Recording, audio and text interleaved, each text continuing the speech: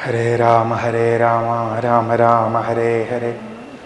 ഹരേ കൃഷ്ണ കൃഷ്ണ കൃഷ്ണ ഹരേ ഹരേ. ഹരേ രാമ രാമ രാമ ഹരേ ഹരേ. ഹരേ കൃഷ്ണ കൃഷ്ണ കൃഷ്ണ ഹരേ ഹരേ. ഹരേ രാമ രാമ ഹരേ ഹരേ. യാദിതരതശ്ചാർത്ഥേഷ്വഭിജ്ഞസ്വരാൾ തേനേ ബ്രഹ്മ ഹൃദായ ആദികവയേ മുഹ്യന്തി യൽ സൂരയഃ തേജോ വാരിമൃദാം യഥാ വിനിമയോ യത്ര ത്രിസർഗോ മൃഷാ ധാമ്നാ സ്വേന സദാ നിരസ്തകുഹകം സത്യം പരം ധീമഹി. അകവും പുറവും തിങ്ങും മഹിമാവാർന്ന നിൻപദം പുകഴ്ത്തുന്നു ഞങ്ങളങ്ങേ ഭഗവാനെ. ജയിക്കുക ജയിക്കുക മഹാദേവ ദീനാവനപരായണ. ജയിക്കുക ചിദാനന്ദ ദയാസിന്ധോ. ജയിക്കുക ആഴമേറും നിൻമഹസ്സാമാഴിയിൽ ഞങ്ങളാകവേ. ആഴണം വാഴണം നിത്യം വാഴണം വാഴണം സുഖം. ശ്രീ ഗുരുവായൂരപ്പ ശരണം. എല്ലാവർക്കും നമസ്കാരം. ഈ വേദിയിൽ കഴിഞ്ഞ വർഷം മുതൽക്ക് നടന്നു വരുന്ന സത്സംഗ പരമ്പരയിൽ ഇന്ന് ശ്രീമദ് ഭാഗവത ഗ്രന്ഥത്തിലെ പൃഥുചരിതം എന്ന കഥാഭാഗത്തെ ഒരു രംഗം ആണ് നമ്മൾ കുറച്ച് നേരം ഒന്ന് അനുസ്മരിക്കുന്നത്. സാധാരണ ഇവിടെ നടക്കുന്നത് പോലെ തന്നെ ഒരു 11-11:15 ആവുമ്പോൾ ഒരു ബ്രേക്കിന് നിർത്തി അത് കഴിഞ്ഞ് വീണ്ടും ആരംഭിച്ച് അവസാനം എന്തെങ്കിലുമൊക്കെ സംശയ നിവാരണം ഉണ്ടെങ്കിൽ അതും കൂടെ കഴിച്ച് നമുക്ക് നിർത്താം. അപ്പോൾ നേരത്തെ ഇവിടെ ആമുഖമായിട്ട് പറഞ്ഞപ്പോൾ സൂചിപ്പിക്കുകയുണ്ടായി, ധ്രുവൻ എല്ലാവർക്കും പരിചയമുള്ള ഒരു കഥാപാത്രമാണ്. മനുഷ്യരിലെ പൂർവികനായിട്ട് പറഞ്ഞു തരുന്ന സ്വയംഭുവ മനുവിൻ്റെ മകൻ ഉത്താനപാദന് ഉണ്ടായ മകനാണ് ധ്രുവൻ. ധ്രുവന്റെ കഥ പറഞ്ഞു വെച്ച് ധ്രുവന്റെ വംശത്തിലുള്ളവരെ പറ്റി പറയുമ്പോഴാണ് നല്ലൊരു രാജാവായിരുന്ന അങ്കൻ എന്നു പേരുള്ള ഒരാളെ കാണിച്ചു തരുന്നത്. നല്ല മകൻ ഉണ്ടാവണമെന്ന് വിചാരിച്ച് അദ്ദേഹം ചില കർമ്മങ്ങളൊക്കെ ചെയ്ത് ഉണ്ടായ മകൻ വേനൻ എല്ലാവരെയും ഉപദ്രവിക്കുന്നവനായിരുന്നു.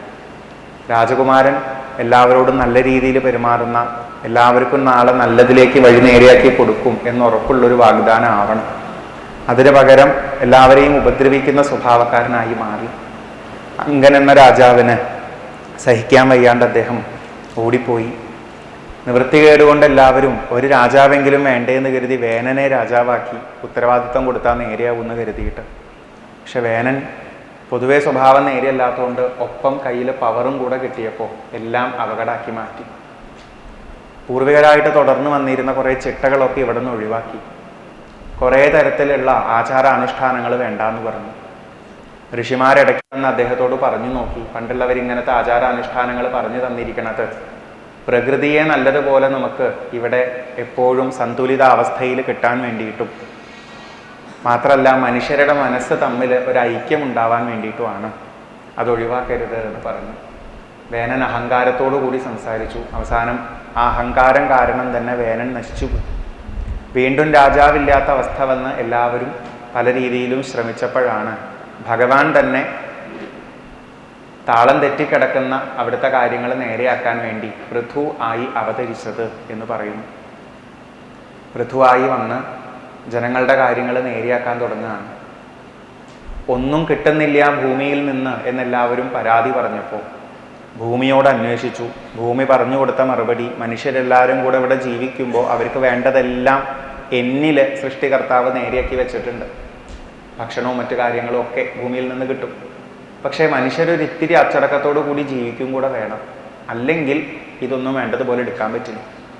വെള്ളമായാലും വായു ആയാലും അന്നമായാലും നമ്മൾ തന്നെ ഇവിടുത്തെ പ്രവൃത്തികൾ അപടാക്കി കഴിഞ്ഞാൽ ഇതൊന്നും വേണ്ട പോലെ കിട്ടാണ്ട്. ഭൂമിയിൽ സ്വതവേ മരങ്ങളുണ്ടല്ലോ, ശുദ്ധവായു ഉണ്ടല്ലോ, ശുദ്ധമായ വെള്ളം ഉണ്ടല്ലോ. പക്ഷെ മനുഷ്യരുടെ അത്യാർത്തി മൂലമുള്ള ചില പ്രവൃത്തികളാണ് ഈ ശുദ്ധവായു കിട്ടാണ്ടേ ആക്കണത്, മരങ്ങൾ ഇല്ലാണ്ടേ ആക്കണത്, ചൂട് വല്ലാണ്ട് കൂട്ടണത്, പലതരം പ്രശ്നങ്ങളും ഉണ്ടാക്കണത്. പണ്ടുള്ളവര് നമുക്ക് കേൾക്കുമ്പോൾ ചില വിശ്വാസങ്ങൾ എന്നുള്ള രീതിയിൽ മാത്രമേ തോന്നുള്ളൂ എങ്കിലും പലതും ചെയ്തു വച്ചിരുന്നത് ഈ ഒരു ഫലത്തിലേക്ക് എത്താൻ കൂടെ ഉദ്ദേശിച്ചിട്ടായിരുന്നു എന്ന് മനസ്സിലാവും. നക്ഷത്രങ്ങൾക്ക് ഓരോ മരങ്ങളെ തന്നു, എല്ലാവരും അവരവരുടെ മരങ്ങളെ പരിപാലിക്കണം എന്ന് പറഞ്ഞു. 27 നക്ഷത്രക്കാരും കൂടി എല്ലാ കാലത്തും 27 മരങ്ങൾ ഇവിടെ ഉണ്ടെന്ന് ഉറപ്പുവരുത്തുന്ന ഉറപ്പായില്ലേ? ആലിനെ കണ്ടാൽ പ്രദക്ഷിണം വെക്കണം എന്ന് പറഞ്ഞു. ആലിൻ്റെ അടുത്ത് കുറച്ചു നേരം പോയി ഇരുന്നോട്ടെ എന്ന് കരുതിയിട്ടാണ്. ആ ആല് പ്രകൃതിയിൽ തരുന്ന ഒരു നന്മയെ ആലോചിച്ചിട്ടാണ്. അതുപോലെയാണ് ഗംഗയെയും യമുനയെയും ഒക്കെ അമ്മയായിട്ട് കണക്കാക്കിയിരുന്നത്, അല്ലെങ്കിൽ ഗംഗാദേവിയായിട്ട് കണക്കാക്കി ദേവതയായി കണ്ട് പെരുമാറിയിരുന്ന ഒരു രീതി. വായുവിനെ വായുദേവനായിട്ട് കാണുന്നു, അഗ്നിയെ അഗ്നിദേവനായിട്ട് കാണുന്നു, മഴ തരുന്നതിനും ഒരു ശക്തി കണ്ടിട്ട് അവിടെയും ഒരു ദേവതയായിട്ട് കാണുന്നു. കാരണം ഇതിൻ്റെയൊക്കെ ഒരു ആനുകൂല്യം കൊണ്ടേ നമുക്ക് ജീവിക്കാൻ പറ്റുള്ളൂ എന്ന ബോധത്തോടു കൂടി തിരിച്ചൊരു സേവന ഭാവത്തിലാണ് മുന്നോട്ട് പോയിരുന്നത്. മറ്റു മൃഗങ്ങൾക്കും പക്ഷികൾക്കൊക്കെ അതേ രീതിയിലുള്ളൊരു ഭാവം സങ്കല്പിച്ചു കൊടുക്കുകയും ചെയ്തിരുന്നു. ആ ആചാരങ്ങളൊക്കെ ആ ഒരു അർത്ഥത്തോടും കൂടിയായിരുന്നു. മനുഷ്യരത് മനസ്സിലാക്കാണ്ട് വേറെ ഏതൊക്കെയോ രീതിയിൽ കൊണ്ടുപോയി എന്ന് മാത്രം.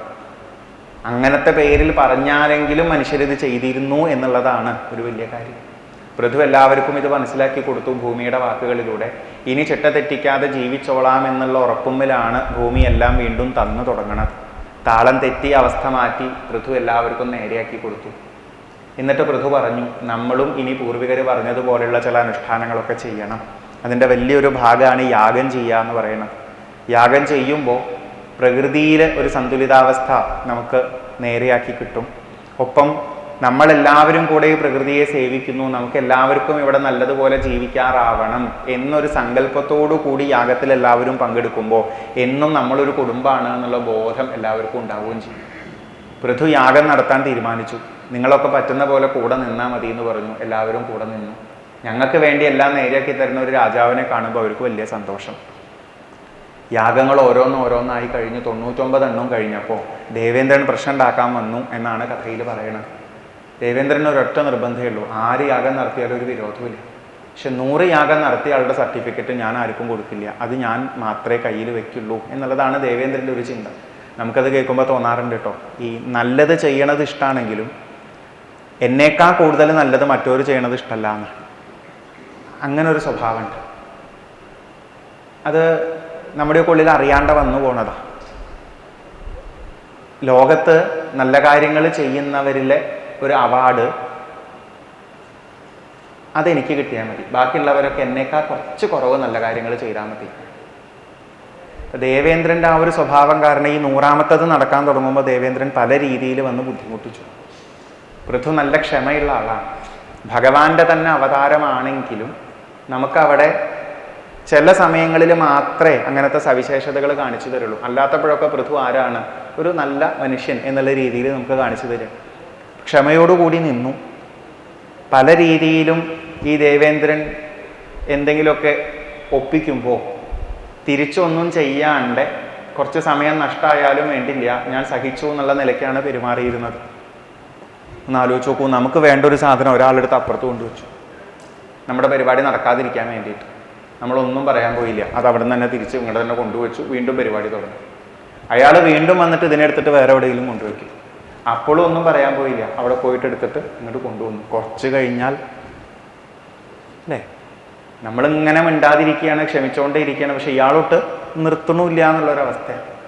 അവസാനമായപ്പോൾ പൃഥു മെല്ലെ ദേവേന്ദ്രൻ്റെ കഥ അങ്ങോട്ട് കഴിക്കാമെന്ന് തീരുമാനിച്ചു. അപ്പോഴേക്കും കുറേ വലിയ വലിയ ആൾക്കാരെയൊക്കെ ദേവേന്ദ്രന് ഹോൾഡ് ഉള്ളത് കൊണ്ട് വിളിച്ചു കൊണ്ടുവന്നു. എല്ലാവരും കൂടെ ഇടപെട്ടു. ഇയാളെ ഒന്നും ചെയ്യരുത് എന്ന് പറഞ്ഞു. പൃഥുവിന് 100 യാഗം ചെയ്തതിൻ്റെ സർട്ടിഫിക്കറ്റ് വേണമെന്ന് നിർബന്ധമാണോ എന്ന് ചോദിച്ചു. പൃഥു പറഞ്ഞു, എനിക്ക് ഒരു സർട്ടിഫിക്കറ്റും വേണ്ട, യാഗം ചെയ്യണത് നല്ലതാ തോന്നി ഞാൻ നടത്തിക്കൊണ്ടിരിക്കും. ഇയാൾ വന്നപ്പോഴാണ് ഞാൻ 100 ആയി തന്നെ മനസ്സിലാക്കിയത്. സത്യം പറഞ്ഞാൽ എനിക്ക് 100 ആവണം എന്നില്ല, ഒരു നിർബന്ധവും ഇല്ല എന്ന് പറഞ്ഞു. എന്നാൽ 99 യാഗങ്ങൾ ചെയ്തതിൻ്റെ തന്നെ ഒരു സ്പെഷ്യൽ പേരൊക്കെ കൊടുത്ത് പൃഥുവിനെ അവരവിടെ ആദരിച്ചു. നന്മ ഉണ്ടായാൽ പോരെ, തൽക്കാലം നിർത്തിയേക്കൂ എന്ന് പറഞ്ഞു. ആ യാഗം ഒരു രീതിയിൽ സോൾവ് ചെയ്യാനുള്ള വഴിയൊക്കെ പറഞ്ഞു കൊടുത്ത് ദേവേന്ദ്രനായിട്ടുള്ള പ്രശ്നങ്ങളൊക്കെ ഒന്ന് കൈ കൊടുത്ത് തീർക്കണം എന്ന് പറഞ്ഞു. പൃഥു തൽക്കാലം അത് വിട്ടു. തൊട്ടടുത്ത് നമുക്കൊരു സീൻ കാണിച്ചു തരുന്നത് ഭഗവാൻ വൈകുണ്ഠമൂർത്തി പൃഥുവിൻ്റെ മുന്നിൽ വന്ന് നിന്ന് സംസാരിക്കുന്നതാണ്. ചതുർത്ഥ സ്കന്ധത്തിലെ, അതായത് 4ാമത്തെ സ്കന്ധത്തിലെ 20ാമത്തെ അധ്യായം തുടങ്ങുമ്പോൾ ഉള്ള വാചകം ഇതാണ്: ഭഗവാനപി വൈകുണ്ഠ സാഗം മഘവതാ വിഭു സാകം മഘവതാ വിഭു യജ്ഞൈര്യജ്ഞപതിസ്തുഷ്ടോ യജ്ഞഭുക്തം അഭാഷത. ഈ യജ്ഞങ്ങളുടെ എല്ലാം അന്തിമഫലം ഏതൊരു ഭഗവാനിലേക്ക് വിരൽ ചൂണ്ടുന്നുവോ ആ ഭഗവാൻ തന്നെ ദേവേന്ദ്രനോട് കൂടി വന്ന് പൃഥുവിനോട് സംസാരിച്ചു എന്ന് പറഞ്ഞിട്ടാണ് 4-ാമത്തെ സ്കന്ധത്തിലെ 20-ാമത്തെ അധ്യായം ആരംഭിക്കുന്നത്. ആ സംസാരിച്ചത് എന്തെന്നുള്ളതാണ് നമുക്ക് ഇന്ന് നോക്കാനുള്ളത്. ഈ ഒരു വിഷയത്തിൻ്റെ ഒരു വലിയ പ്രത്യേകത എന്താണെന്ന് വെച്ച് കഴിഞ്ഞാൽ, നമ്മളിപ്പോൾ ഈ ഭാഗവത ഗ്രന്ഥത്തിലായാലും ഇനി അതല്ല പൂർവികരായിട്ട് പകർന്നു തന്നിട്ടുള്ള ഉപനിഷത്തുകൾ പോലെയുള്ള ഏതെങ്കിലും സ്രോതസ്സിൽ നിന്നായാലും കുറേ ആശയങ്ങൾ മനസ്സിലാക്കുന്നുണ്ട് അല്ലേ. നമ്മുടെ പൂർവികർക്ക് മനസ്സിലാക്കാൻ സാധിച്ച് അനുഭവിക്കാൻ സാധിച്ച് അവർ പറഞ്ഞു തന്നതുപോലെ എന്താണ്, ഈശ്വരൻ മാത്രമേ സത്യമായിട്ടുള്ളൂ, ബാക്കിയൊക്കെ മിഥ്യയാണ്, ജീവിതത്തിൽ നിങ്ങളുടെ ശരീരവും ബാക്കി സാധനങ്ങളൊക്കെ മാറിക്കൊണ്ടിരിക്കുന്നതാണ്, അതല്ല നിങ്ങളുടെ യഥാർത്ഥ സ്വരൂപം. ഇങ്ങനെയൊക്കെയുള്ള കുറേ കാര്യങ്ങൾ നമ്മളിങ്ങനെ പഠിക്കുന്നുണ്ട്. പക്ഷേ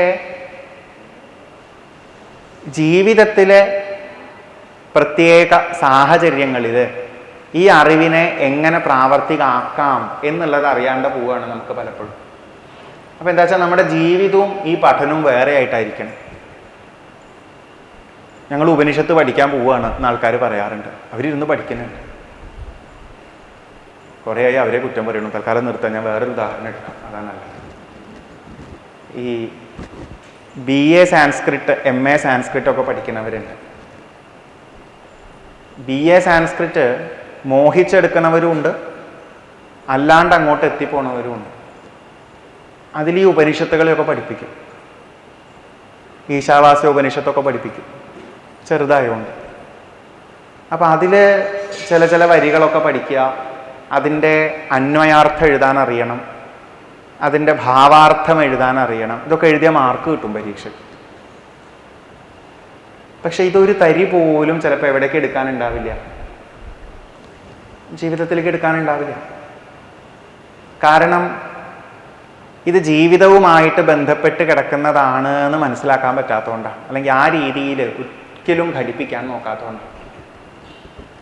ഒരു പ്രായമൊക്കെ കഴിഞ്ഞ് ജീവിതത്തിന് ഉപകരിക്കുന്നതാണ്, അല്ലാണ്ട് വെറുതെ ഞാനൊരു കോഴ്സ് പഠിക്കുക എന്നുള്ള രീതിയിലല്ല എന്ന് ചിന്തിച്ച് ഉപനിഷത്തുകളൊക്കെ പഠിക്കാൻ വരുന്നവരാണെങ്കിൽ പോലും ഇപ്പം എത്രാമത്തെ പാഠത്തിലെത്തി എന്നൊക്കെ പറയലല്ലാണ്ട്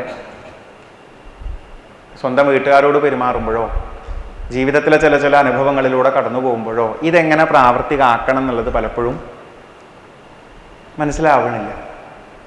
ഭാഗവതത്തിൽ ഈ ഒരു രംഗത്തിൻ്റെ പ്രത്യേകത എന്താണെന്ന് വെച്ചാൽ,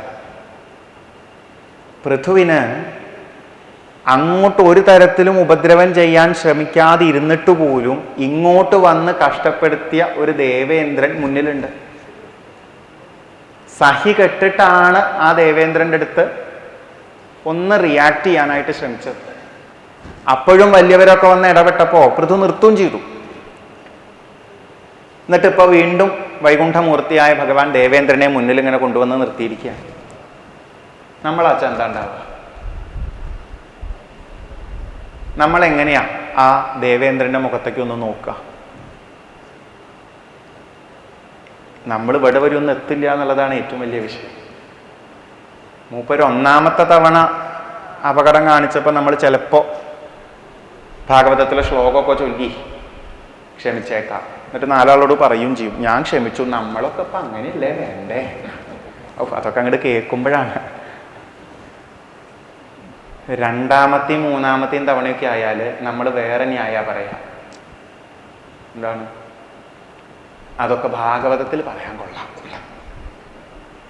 ജീവിക്കുമ്പോൾ അങ്ങനെയൊന്നും പറ്റില്ല എന്ന് പറഞ്ഞിട്ട് നമ്മൾ മാറും. നമുക്ക് അത്രയൊക്കെ ക്ഷമയുള്ളൂ. ഇപ്പം നമ്മൾ അങ്ങോട്ടൊന്നും ചെയ്യാണ്ട് പോലും ഇങ്ങോട്ട് വന്ന് ബുദ്ധിമുട്ടിച്ച ഒരാൾ മുന്നിൽ നിൽക്കുമ്പോൾ നമ്മുടെ ഉള്ളിൽ ഉണ്ടാവുന്ന ഒരു ചെറിയ ഒരു അസ്വസ്ഥത ഉണ്ടല്ലോ, അസ്വസ്ഥത എന്ന് തന്നെ പറയാം. നമുക്ക് അങ്ങനെ എന്തെങ്കിലും ഒരു തോന്നലുണ്ടെങ്കിൽ അത് മുഴുവൻ അസ്വസ്ഥതയാണ് എന്നാണ് നമ്മുടെ പൂർവികർ പറയണത്. സ്വസ്ഥമായിട്ടിരിക്കുക വെച്ചാൽ അതൊരു കരട് പോലും ആവില്ല നമ്മുടെ ഉള്ളിൽ എന്നാണ് പറയുക. അപ്പോൾ ആ രീതിയിൽ നിൽക്കുന്ന ഒരു സന്ദർഭത്തിൽ ഭഗവാൻ പൃഥുവിനോട് സംസാരിക്കുകയാണ്. എന്നാൽ നേരിട്ട് എന്തെങ്കിലും പറഞ്ഞാൽ മതി, ഇയാളുടെ കാര്യം ഓർമ്മിപ്പിക്കാതിരുന്നാൽ മതി. അതില്ല, അയാളുടെ കാര്യം പറയാൻ വേണ്ടി തന്നെയാണ് വന്നത് എന്നുള്ള നിലയ്ക്കാണ് ഭഗവാന്റെ ആദ്യത്തെ വാചകം. അത് മുതൽക്ക് ഇതിലുണ്ട്. ഏഷത്തെ ഏകാദശീത് ഭംഗം ഹയമേധ ശതസ്യ ക്ഷമാപയത ആത്മാനം അമുഷ്യക്ഷന്തും അരിഹസി. ഇതാ ഇയാളുണ്ടല്ലോ, 100 യാഗം നടത്താൻ പുറപ്പെട്ടപ്പോൾ ഭംഗം അങ്ങേക്ക് ഉണ്ടാക്കിയിട്ടുണ്ട്. അതൊക്കെ കഴിഞ്ഞുപോയി. അങ്ങയുടെ മുന്നിൽ ഇപ്പോൾ ക്ഷമയാചിച്ചുകൊണ്ട് നിൽക്കുന്നവനാണ് ഇദ്ദേഹം. അമുഷ്യക്ഷന്തും അരിഹസി. അദ്ദേഹത്തോട് അങ്ങ് എന്ത് ചെയ്യണം? ക്ഷമിക്കണം എന്ന് പറഞ്ഞു. നമ്മളാണിച്ചാ ഭഗവാനോട് എന്താ പറയാ? അതെന്ത് വർത്താനാ ഭഗവാനെ അല്ലേ? ഞാനിപ്പോൾ എന്ത് ചെയ്തിട്ടാണ്? കുറേയൊക്കെ കഴിഞ്ഞാൽ നമ്മളും പ്രതികരിച്ചു പോവില്ലേ? ഒന്ന് അവനല്ലേ ഗുണദോഷിക്കണ്ടേ എന്ന് ചോദിക്കും. അപ്പം നമുക്ക് ഒരു ഘട്ടം കഴിഞ്ഞാൽ ഈ പറഞ്ഞ പോലെ വലിയ ആദർശമൊന്നും പറഞ്ഞു നിൽക്കാൻ പറ്റില്ല എന്നുള്ളതുകൊണ്ടാണ്. അപ്പം നമ്മളോട് ഭഗവാൻ ഇങ്ങനെ പറയുകയാണെങ്കിൽ നമുക്ക് ചിലപ്പോൾ പറ്റിക്കൊള്ളണമെന്നില്ല. പക്ഷെ പൃഥുവിനോട് ഭഗവാൻ ഇത് വ്യക്തമായിട്ട് പറഞ്ഞു കൊടുക്കുന്നത് നമുക്ക് നമ്മളോടുള്ള കുറച്ച് ടിപ്സ് പോലെ ഒന്ന് എടുക്കാൻ ശ്രമിക്കുക എന്നുള്ളതാണ്. എങ്ങനെയാണ് നമ്മൾ ഇങ്ങനെ ഒരാളോട് ക്ഷമിക്കുക? ഒന്ന് ആലോചിച്ച് നോക്കൂ. നമ്മൾ ഈ അദ്വൈതമൊക്കെ പറഞ്ഞ് അല്ലേ, പരമാണു പൊരുളിലും സ്ഫുരണമായി മിന്നും പരമപ്രകാശം. അത് പരമാണു പൊരുളിലല്ലേ, വനിലല്ലല്ലോ. പരമാണു പൊരുളിൽ പോലും ഉണ്ടെങ്കിൽ കാണുന്ന ഓരോന്നിലും ഉണ്ട് എന്നാണ്. പക്ഷെ ഇതിങ്ങനെ പാടാന്നല്ലാണ്ടേ നമ്മളോട് ഇങ്ങനെ പ്രവർത്തിച്ച ഒരാളുടെ അടുത്ത് നമുക്ക് ബാക്കിയെല്ലാം മറന്ന് ക്ഷമിക്കണം എന്നൊക്കെ പറഞ്ഞാൽ നല്ല ബുദ്ധിമുട്ടുണ്ട്. എന്തുകൊണ്ടാണ് പറ്റുന്നത്? കാരണം നമുക്ക് ആ വ്യക്തിയെ കാണുമ്പോൾ അവൻ ഇങ്ങനെയൊക്കെ ചെയ്തത് കൊണ്ടാണ് എനിക്കിങ്ങനത്തെ ബുദ്ധിമുട്ടൊക്കെ വന്നത് എന്ന് തോന്നുന്നു. എത്ര കണ്ട് അവനിലും ഈശ്വരൻ ഉണ്ട് എന്നൊക്കെ പറഞ്ഞാലും നമുക്ക് അവനെ കാണുമ്പോൾ അവൻ്റെ സ്വഭാവമാണ് ഇങ്ങനെ മനസ്സിൽ വരുന്നത്. അപ്പം നമുക്ക് നമ്മുടെ ചുറ്റുമുള്ള വ്യക്തികളെ കാണുമ്പോൾ അവരുടെ പുറമേയുള്ള കുറേ വിശേഷതകളും ഒപ്പം അവരുടെ സ്വഭാവം, ശീലം, കാഴ്ചപ്പാട് തുടങ്ങിയതൊക്കെയാണ് എപ്പോഴും ഓർമ്മയിൽ വരുന്നത് അല്ലേ? പുറമേക്കുള്ള വിശേഷതകളാണ് അവരുടെ ശരീരപ്രകൃതി, ആണാണോ പെണ്ണാണോ എന്നുള്ളതും വയസ്സും കാര്യങ്ങളും ഒക്കെ. ഒപ്പം നമുക്ക് ഈ ലോകത്ത് അവരുമായിട്ട് എന്തെങ്കിലും ബന്ധം ഈ ഒരു ജീവിതത്തിൽ ഉണ്ടെങ്കിൽ നമുക്ക് അങ്ങനെയല്ലേ തോന്നുക? അമ്മയാണ്, അച്ഛനാണ്, ഭാര്യയാണ്, ഭർത്താവാണ്, ഭാര്യയുടെ അച്ഛനാണ്, ഭാര്യയുടെ അമ്മയാണ്, അല്ലെങ്കിൽ ഭർത്താവിൻ്റെ അച്ഛനാണ്, ഭർത്താവിൻ്റെ അമ്മ, സഹോദരി, സഹോദരൻ, കൂട്ടുകാരൻ, അങ്ങനെ ഇങ്ങനെയൊക്കെ ഉണ്ട്. ഇതൊക്കെ നമുക്ക് പുറത്തുള്ള സവിശേഷതകളായിട്ട് തോന്നും. അതിനൊക്കെ അപ്പുറത്ത് നമ്മൾ പറയുന്ന പോലെ ഉള്ളിലേക്ക് എന്നുള്ള രീതിയിലൊക്കെ അങ്ങനെ പറയുകയാണെന്ന് വെച്ചാൽ അവരിൽ നോക്കുമ്പോൾ ദേഷ്യം വരുന്ന ആളാണ്, പെട്ടെന്ന് സങ്കടം വരുന്ന ആളാണ്, എല്ലാവരെയും എങ്ങനെയെങ്കിലുമൊക്കെ എപ്പോഴും ഉപദ്രവിക്കാൻ നോക്കുന്ന ആളാണ്. വേറെ ചിലരെ പറ്റി പറയും നമ്മൾ സഹായിക്കാൻ നോക്കുന്ന ആളാണ്, നല്ല മനുഷ്യനാണ്, നന്മയുള്ള ആളാണ്. അപ്പം ഇങ്ങനെയല്ലേ നമ്മൾ എപ്പോഴും നോക്കുക എല്ലാവരും. അപ്പോൾ പുറമേക്കുള്ള വിശേഷതകളിലും വ്യത്യാസങ്ങൾ എല്ലാവർക്കും ഉണ്ട്. ഒപ്പം സ്വഭാവത്തിൻ്റെ കാര്യത്തിലും ആൾക്കാർക്ക് എന്തുണ്ട്? വ്യത്യാസങ്ങളുണ്ട്. നല്ല വ്യക്തി, മോശം വ്യക്തി എന്നൊക്കെ നമ്മൾ പറയുന്നത് ഈ സ്വഭാവത്തിൻ്റെ പേരിലാണ്.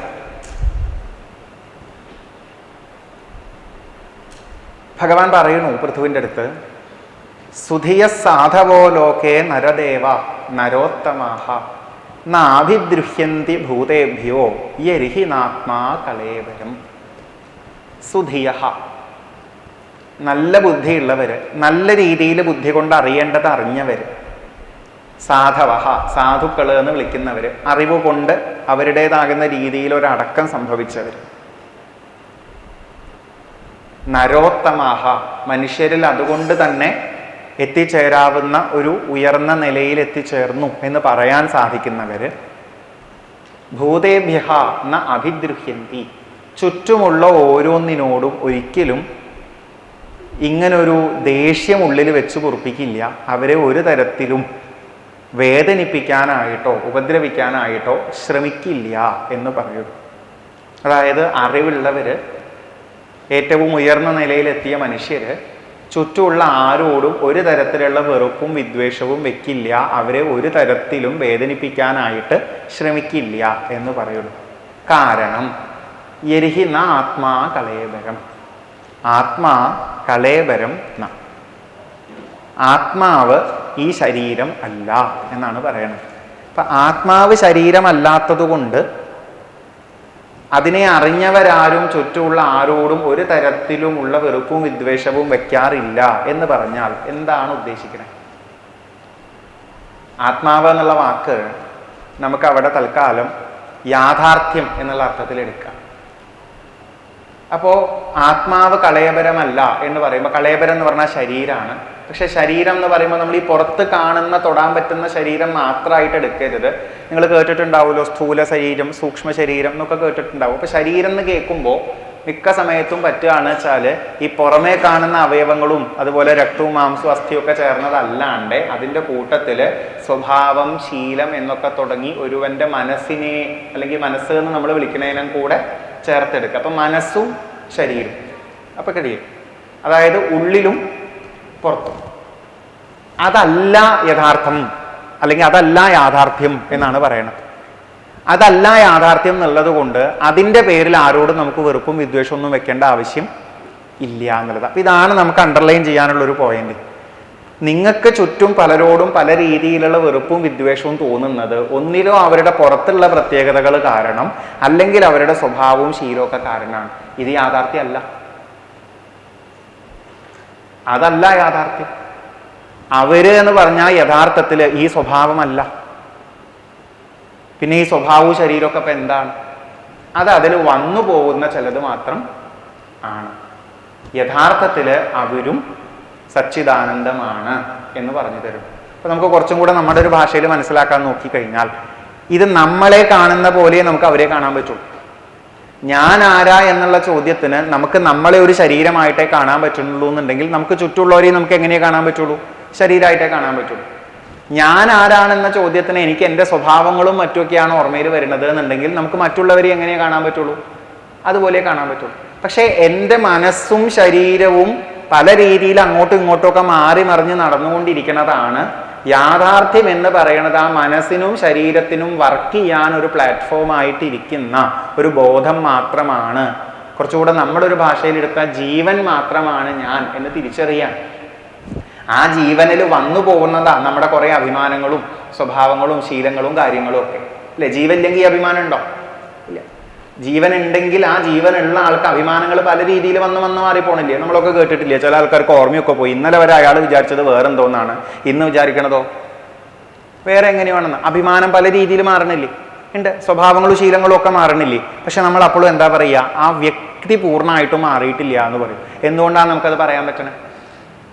കാരണം ആ മാറി മറയുന്നതിനൊക്കെ ആധാരമായിട്ട് മാറാത്ത ഒന്നിനെ നമ്മൾ കാണുന്നത് കൊണ്ടാണ്. അപ്പോൾ ശങ്കരാചാര്യരൊക്കെ പാടിയ സ്തോത്രത്തിന്റെ ഉദ്ദേശം തന്നെ അതാണ്. മനോബുദ്ധി അഹങ്കാര ചിത്താനി നാഹം എന്ന് പറയുമ്പോൾ തന്നെ ഈ സങ്കല്പങ്ങളും ചിന്തകളും ശീലങ്ങളും ഒക്കെ ആയിട്ട് നമ്മുടെ ഉള്ളിൽ ഇരിക്കുന്നത് പോലും യഥാർത്ഥ നമ്മളല്ല എന്ന്, അതടക്കം വന്നു പോകുന്നത് മാത്രമാണ്. ചിരിച്ചോണ്ടും കരഞ്ഞോണ്ടും പേടിച്ചോണ്ടും സങ്കടപ്പെട്ടുകൊണ്ടും ഒക്കെ ഇരിക്കുന്ന ഞാൻ പോലും വന്നു പോയിക്കൊണ്ടിരിക്കുന്നതാണ്. യഥാർത്ഥ ഞാൻ എന്ന് പറയുന്നത് ഇതിന് മുഴുവൻ ആധാരമായിരിക്കുന്ന ഒന്നാണ്. അപ്പൊ ഇങ്ങനെ നമുക്ക് നമ്മളെ കാണാൻ പറ്റുക, ചുറ്റും നോക്കിയാലും കാണാൻ പറ്റണം അല്ലെ? ചുറ്റിലുള്ള ഓരോരുത്തരും ചിരിച്ചോണ്ടിരിക്കുന്നുണ്ട്. ചിരിച്ചോണ്ടിരിക്കുന്ന അവരാണോ ഒറിജിനൽ അവര്? അല്ലാത്ര. കരഞ്ഞോണ്ടിരിക്കുന്ന അവരാണോ ഒറിജിനൽ അവര്? അല്ലാത്ര. അവർക്ക് ചിരിക്കാൻ തോന്നുമ്പോൾ അവർ ചിരിക്കും, കരയാൻ തോന്നുമ്പോൾ കരയും. മനസ്സ് അതനുസരിച്ച് വർക്ക് ചെയ്യുമ്പോൾ ഇങ്ങനത്തെ മാറ്റങ്ങളൊക്കെ വരും. പക്ഷെ യഥാർത്ഥത്തിൽ അവരെന്താ ചോദിച്ചാൽ ഒരു ബോധം മാത്രം ആണ്. ഇത് തിരിച്ചറിയുന്നവര് ആരെങ്കിലും എപ്പോഴെങ്കിലും എന്തെങ്കിലും പറഞ്ഞതിൻ്റെ പേരിലോ എന്തെങ്കിലും ചെയ്തതിൻ്റെ പേരിലോ ഒന്നും ഒരു വിദ്വേഷവും വെച്ച് കുറിപ്പിക്കില്ല. കാരണം എന്താ ചോദിച്ചാൽ ആ പറഞ്ഞത്, ആ ചിന്തിച്ചത്, അത്തരത്തിലുള്ള പെരുമാറ്റം ഇതൊക്കെ വന്നു പോയിരിക്കുന്നത് മാത്രം, ടെമ്പററി മാത്രം, മാറി മറയുന്നത് മാത്രം, എല്ലാ കാലത്തും ഉള്ളതല്ല. സത്യം എന്ന ആ രീതിയിൽ പറയാൻ പറ്റാത്ത. ഇങ്ങനെ കണ്ടാൽ പ്രശ്നമില്ല അത്ര.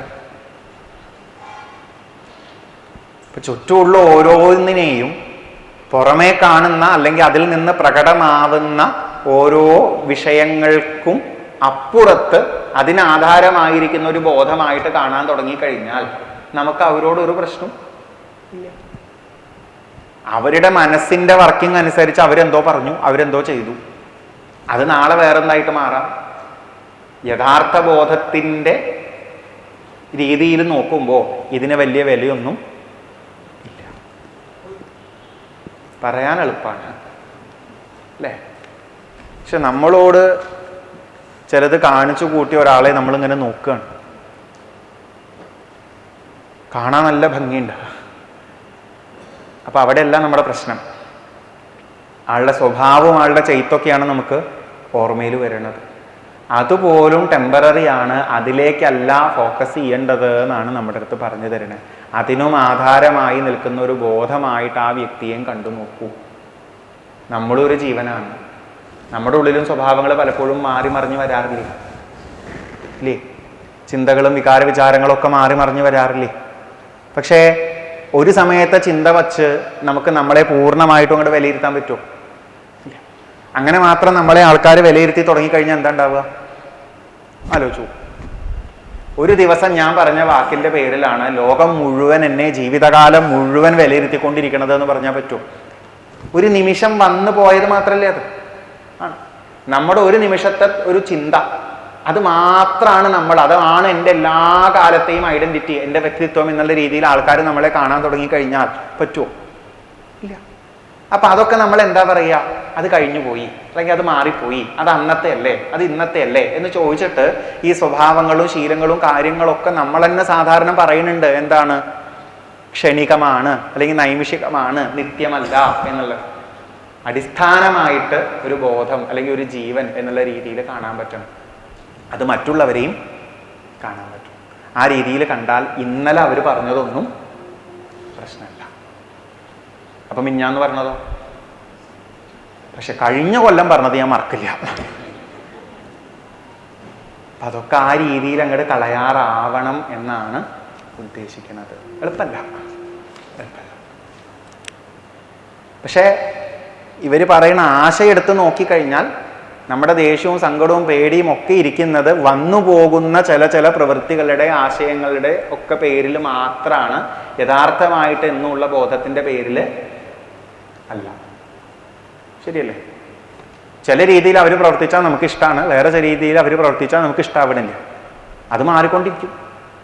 അങ്ങനെ നോക്കിക്കഴിഞ്ഞാൽ ഒരാളുടെയും കൂടെ മര്യാദയ്ക്ക് നിൽക്കാൻ പറ്റില്ല എന്ന് കുറേ കഴിഞ്ഞാലേ ആ നവമസ്കന്ധത്തിലൊക്കെ എത്തുമ്പോൾ യയാതി എന്ന് പറയുന്ന ഒരു രാജാവുണ്ട്. മൂപ്പര് ലൈഫിൽ കുറേ ട്വിസ്റ്റും കുറേ എക്സ്പീരിയൻസും ഒക്കെ കഴിഞ്ഞിട്ടാണ് കുറേ കാര്യങ്ങളൊക്കെ മനസ്സിലാക്കിയത്. അവസാനം ഒരു ദിവസം ഭാര്യയോട് പറയുന്നുണ്ട്, നമുക്ക് ഈ ചിലരുടെ കൂടെ ഇരുന്നാൽ മാത്രമേ സുഖമാവുള്ളൂ, ചിലരുടെ കൂടെ ഇരുന്നാൽ സുഖമാവില്ല വിചാരിച്ചാൽ ജീവിതത്തിൽ എല്ലാ കാലത്തും സുഖം ഉണ്ടാവില്ല. കാരണം എന്നും നമ്മൾ വിചാരിക്കണ പോലത്തെ ആൾക്കാരുടെ കൂടെ ഇരിക്കാൻ പറ്റില്ല. അപ്പൊ പിന്നെ എന്താ ചെയ്യാന്ന്? ഈ ഇഷ്ടങ്ങളും അനിഷ്ടങ്ങളും ഒക്കെ മാറി മറയണ സാധനങ്ങളെ ബേസ് ചെയ്തിട്ടാവുമ്പോഴാണ് ഈ പ്രശ്നം.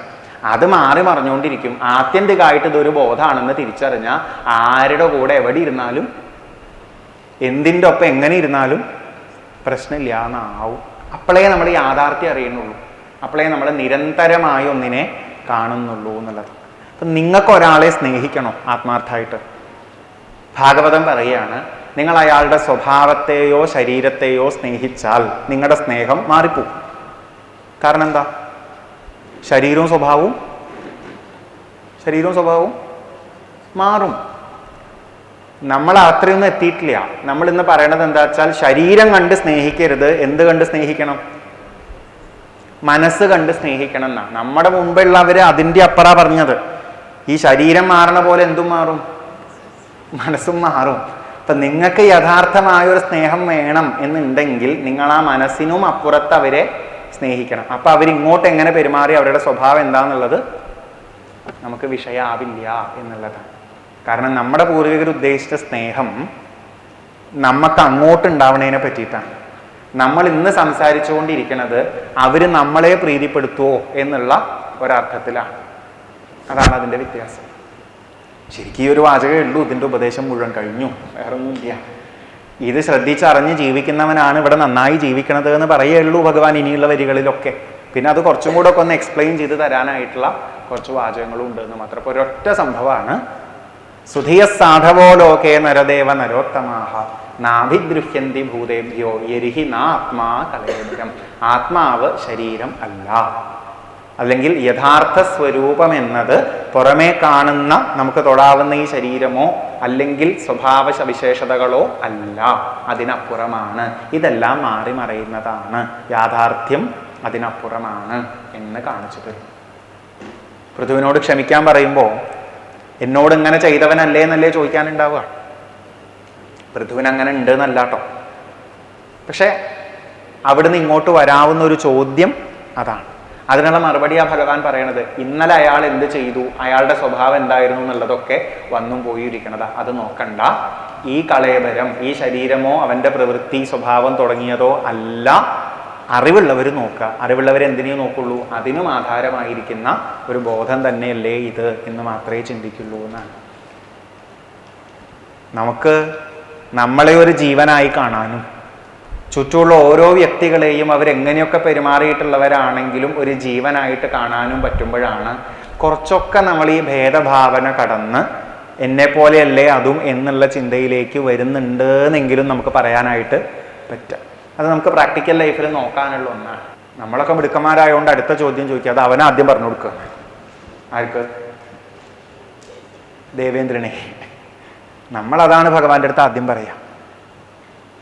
ശരിയാണ്, ഒരാൾ മാത്രം അങ്ങനെ പെരുമാറിയോണ്ട് വല്ല കാര്യവും ഉണ്ടോ ചോദിച്ചാൽ ഇല്ല. പക്ഷേ അയാൾ പെരുമാറുന്നത് കൊണ്ട് അയാൾക്ക് അയാളുടെ ഉള്ളിലെ ഡിസ്റ്റർബൻസുകളെ ഒഴിവാക്കാൻ പറ്റും, അത് ഉറപ്പാണ്. അപ്പൊ എവിടെയോ ഒരു എപ്പിസോഡ് കുറഞ്ഞു കിട്ടും മൊത്തത്തിലുള്ള പരമ്പരയിൽ. അതാണ് ഉദ്ദേശം. അങ്ങനെ മെല്ലെ മെല്ലെ എല്ലാവർക്കും അതിനുള്ള ഒരു ചാൻസ് വരും ചെയ്യുമെന്ന് പറയാം. അപ്പൊ ഇത് പറഞ്ഞു ഭഗവാൻ.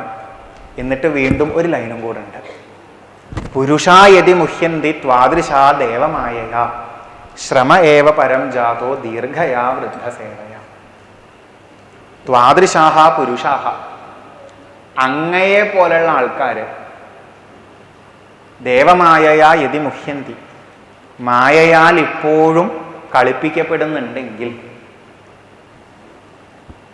ഇത്രയും കാലമുണ്ടായ വളരെ വലിയതായ വൃദ്ധസേവയാൽ കുറേ സമയം വേസ്റ്റായി പോയി എന്നല്ലാണ്ട് എന്ത് ഫലമാണ് ഉണ്ടായത് എന്ന് ചോദിക്കും. വൃദ്ധസേവ എന്നൊക്കെ പറഞ്ഞാൽ ഈ അറിവുള്ളവരെ സേവിച്ചതിലൂടെ എന്നൊരർത്ഥം എടുത്താൽ മതി. അല്ലെങ്കിൽ എക്സ്പീരിയൻസ്ഡ് ആയിട്ടുള്ള ആൾക്കാരെ സേവിച്ചതിലൂടെ, സജ്ജനങ്ങളെ സേവിച്ചതിലൂടെ, മഹാത്മാക്കളെ സേവിച്ചതിലൂടെ. ഇപ്പൊ മഹാത്മാക്കളെ സേവിക്കുക എന്ന് പറയുമ്പോൾ എന്താ അതിൻ്റെ അർത്ഥം വരുന്നത്? മഹാത്മാക്കളെ സേവിക്കുന്നതിലൂടെയാണ് മഹാത്മാക്കളുടെ കാഴ്ചപ്പാടിലേക്ക് ആരെത്തിച്ചേരുന്നത്? നമ്മൾ എത്തിച്ചേരുന്നത്. അപ്പൊ മഹാത്മാക്കളെ സേവിക്കുന്നതിലൂടെ ആ മഹാത്മാക്കളുടെ ചിന്താഗതികളെ നമ്മളും പഠിക്കാൻ ശ്രമിച്ച് കുറേ കാലം അങ്ങനെ തന്നെ തുടർന്ന് വന്നിട്ടും ഇപ്പോഴും ദേവമായയാൽ കളിപ്പിക്കപ്പെടുന്നുണ്ടെങ്കിൽ പിന്നെ ഇത്രയും കാലം ഈ പഠിച്ചു എന്ന് പറഞ്ഞതിനൊക്കെ എന്ത് വിലയാണുള്ളത് എന്നാണ് ചോദിക്കുന്നത്. അപ്പൊ എന്താ ഈ മായയാൽ കളിപ്പിക്കപ്പെടുക എന്ന് പറഞ്ഞാൽ? നമ്മൾ നേരത്തെ പറഞ്ഞില്ലേ, ഈ ബോധം മാത്രമാണ് സത്യം എന്നുള്ളത്. ബാക്കി ശരീരമോ അല്ലെങ്കിൽ മനസ്സിന്റെ പ്രത്യേകതകളൊന്നും സത്യമല്ല എന്ന് പറഞ്ഞില്ലേ. പക്ഷെ ഇത് സത്യമാണെന്ന് തോന്നുകയും ഇതിനാധാരമായിട്ടുള്ള ഒരു ബോധത്തെ അറിയാൻ പറ്റാതെയാവുകയും ചെയ്യുന്ന ഒരവസ്ഥയെയാണ് നമ്മൾ മായ ബാധിച്ച അവസ്ഥ എന്ന് പറയുന്നത്.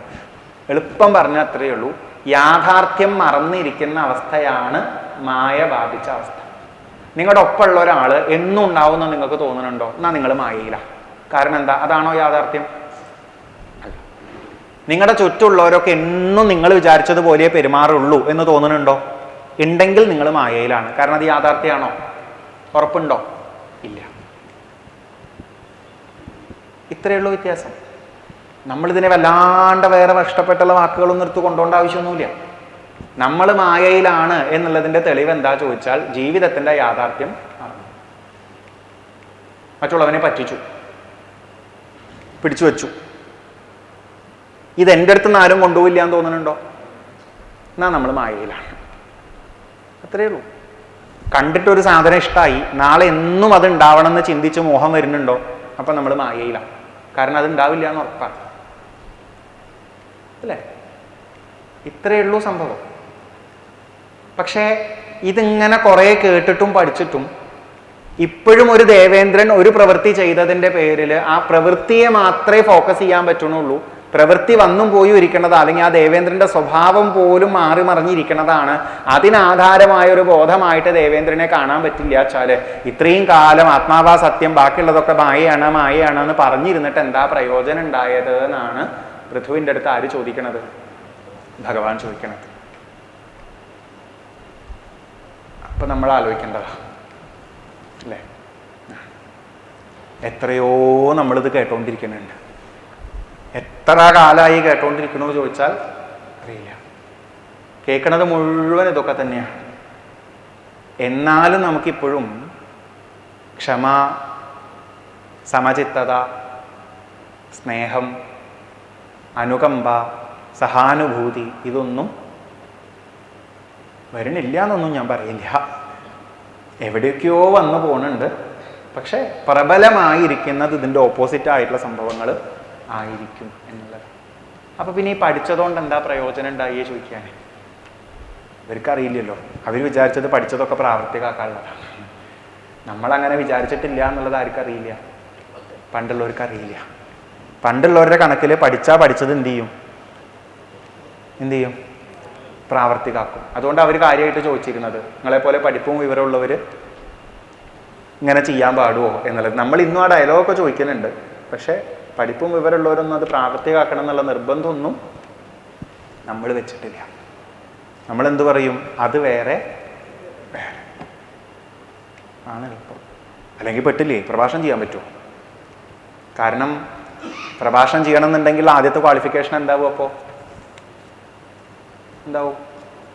പറയണ കാര്യം ആദ്യം പ്രാവർത്തികമാക്കണം, എന്നിട്ട് എന്ത് ചെയ്യാൻ പാടുള്ളൂ? പറയാൻ പാടുള്ളൂ. ആചാര്യന്മാരുടെ ലക്ഷണം പറയുന്നുണ്ട്. അത്യാവശ്യം ഈ രീതിയിലൊക്കെ കുറച്ച് പ്രാക്ടിക്കൽ എക്സ്പീരിയൻസ് എങ്കിലും ഉണ്ടാവണം എന്ന്. ഗുരുനാഥന്മാരെ തേടാൻ പോകുമ്പോൾ നമ്മുടെ ഗ്രന്ഥങ്ങളൊക്കെ പറയുന്നുണ്ട്, പഠിച്ചാൽ മാത്രം പോരാ, അതിൻ്റെ ലക്ഷണം കൂടെ നമുക്ക് കാണണം എന്നുള്ള രീതിയിൽ പറയണതായിട്ട് കാണാം. നമ്മളത് പണ്ടേ വിട്ടു. ഇപ്പം ആൾക്കാരെ കണ്ടാൽ വിവരമുള്ളവരാ നമ്മളെങ്ങനെയാ പറയുക? മണ്ണി പോലെയല്ലേ ശ്ലോകം ചൊല്ലണേ അല്ലേ? എവിടുന്ന് ചോദിച്ചാലും പറയാറിയാം. അപ്പം നമ്മൾ ഉദ്ദേശിച്ച പഠിപ്പിൻ്റെ ലെവൽ എന്താണ്? അതാണ്. നമ്മൾ ഉദ്ദേശിച്ച ഭാഗവതത്തിൽ എക്സ്പീരിയൻസോ നമ്മൾ ഉദ്ദേശിച്ച ഉപനിഷത്തുകൾ പഠിച്ചിട്ടുള്ള അറിവോ എന്താ ചോദിച്ചാൽ ഏത് ഉപനിഷത്തിനെ പറ്റി ചോദിച്ചാലും പറഞ്ഞാൽ അറിയാം. അത് ഇത്രാമത്തെ വരിയല്ലേ, എന്തൊരു ഓർമ്മശക്തിയാ. അപ്പം നമ്മൾ വിചാരിക്കുന്ന അറിവിൻ്റെ ലക്ഷണം ഇതാവുന്നു. പണ്ടുള്ളവർ കണ്ടിരുന്ന അറിവിൻ്റെ ലക്ഷണം ആ ആശയത്തിൻ്റെ അനുഭവം ആണ്. ഇത്രയും കാലത്തെ സേവ കൊണ്ട്, ഇത്രയും കാലത്തെ പരിശ്രമം കൊണ്ട് ഇതിനെ ഒന്ന് പ്രാക്ടിക്കലി കൊണ്ടുവരാൻ പറ്റണില്ലെങ്കിൽ പഠിച്ച സമയമൊക്കെ എന്തോ വെറും പരിശ്രമം എന്നുള്ള രീതിയിലായി പോയില്ലേ എന്നാണ് ചോദിക്കുന്നത്. ഏകാദശ സ്കന്ധത്തിൽ ഉദ്ധവൻ്റെ അടുത്ത് ഭഗവാൻ പറഞ്ഞു കൊടുക്കുമ്പോൾ ഇതുപോലൊരു വരിയുണ്ട്. അതിനെ നമുക്ക് മറ്റേ ശ്രമസ്തസ്യ ശ്രമഫലോ ഹ്യധേനം ഇവ രക്ഷത എന്നാണ് വരി.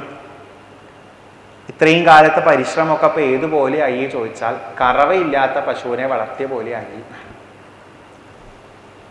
ഇങ്ങനൊരു ഉദാഹരണം പറഞ്ഞു വെച്ചിട്ട് കറവില്ലാത്ത പശു ഒന്നിനും കൊള്ളില്ല എന്നുള്ള സ്വഭാവത്തിലേക്കാണ് നമ്മൾ എത്തിച്ചേർന്നത് എന്നൊന്നും പറയരുതേ. അതൊരു ഉദാഹരണമാണ്. ആ ഉദാഹരണം കൊണ്ട് ഉദ്ദേശിക്കുന്നത് എന്താ വെച്ചാൽ മനുഷ്യൻ പശുവിനെ വളർത്തുന്നത് പാല് കിട്ടും എന്നുള്ള ഉദ്ദേശത്തിലാണ്. അങ്ങനെയുള്ള ഉദ്ദേശത്തിൽ നമ്മൾ കറവില്ലാത്ത പശുവിനെ വളർത്തിയിട്ട് കാര്യമുണ്ടോ? ഇല്ല. പശുവുണ്ട്, ഒന്നും കിട്ടില്ല. പുസ്തകം മുഴുവൻ കയ്യിലുണ്ട് അല്ലേ?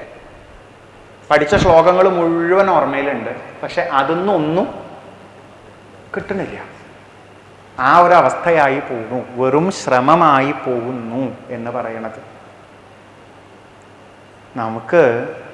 എനിക്ക് തോന്നിയിട്ടുള്ളത് സത്യം പറഞ്ഞാൽ ഇതിൻ്റെ ഗുണം മനസ്സിലാവാത്തതുകൊണ്ടാണ് നമ്മൾ ഉപയോഗിക്കാത്തത്. അത് ഉപയോഗിക്കുമ്പോൾ ഉള്ളൊരു സുഖം എന്താണെന്ന് അറിയണ്ടേ അല്ലേ? ഈ ആശയങ്ങളെ നമ്മൾ പ്രാവർത്തികമാക്കുമ്പോൾ നമുക്ക് കിട്ടുന്ന ഒരു സ്വസ്ഥതയും സമാധാനവും എന്താണെന്ന് അനുഭവിച്ചാൽ പിന്നെ നമ്മൾ അതൊന്നും പോവില്ല. പിന്നെ നിരന്തരം ഇത് പ്രാവർത്തികമാക്കാൻ നോക്കിക്കൊണ്ടിരിക്കും. രുക്മിണി ചോദിക്കുന്നുണ്ട് കൃഷ്ണൻ്റെ അടുത്ത് പൊക്കോളാൻ പറഞ്ഞപ്പോഴേ, ഒപ്പം ഇരുന്നിട്ട് കുറച്ച് സുഖം അനുഭവിച്ചു കഴിഞ്ഞാൽ പിന്നെ എങ്ങനെയാ ഈ വഴിയിലൂടെ വന്നിട്ടുള്ള ഒരു ഇത്തിരി കുളിർമ അനുഭവിച്ചു കഴിഞ്ഞാൽ പിന്നെ എങ്ങനെയാ വേറെ വഴിക്ക് പോകാൻ തോന്നുകയെന്ന്.